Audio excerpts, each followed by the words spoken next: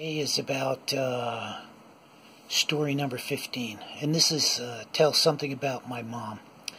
I'm going to look at some notes that I made to make sure I cover everything, but what I mostly remember is my mom was always there. She didn't work.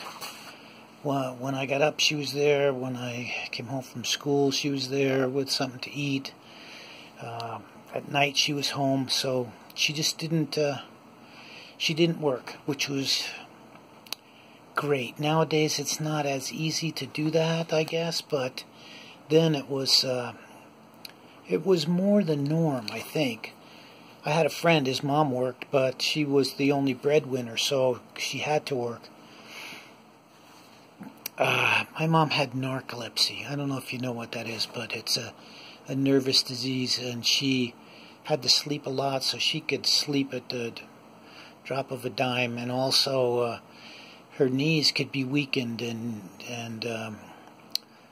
I unfortunately would take advantage of that. She'd get mad at me. I remember one time she was coming after me with a frying pan. She was really mad, but I could make her stop in her tracks because of her narcolepsy.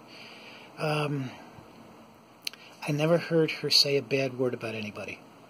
And she always said, look for the good, the bad will find you. You don't have to go looking for it. Growing up, I just think of her as my best friend when I was growing up. I don't know exactly why, but she was always there. We would talk more so than my father. He was a little stern or strict, and he wasn't much for small talk. And I remember that she wasn't that into cleaning. She did clean, and the upstairs always looked decent, but the kitchen might be a mess, and especially the laundry room. I remember early on, maybe 12 years old, when I needed something, I had to go find it for myself. It was in the laundry room. It may or may not have been washed, and oftentimes I had to walk over the laundry.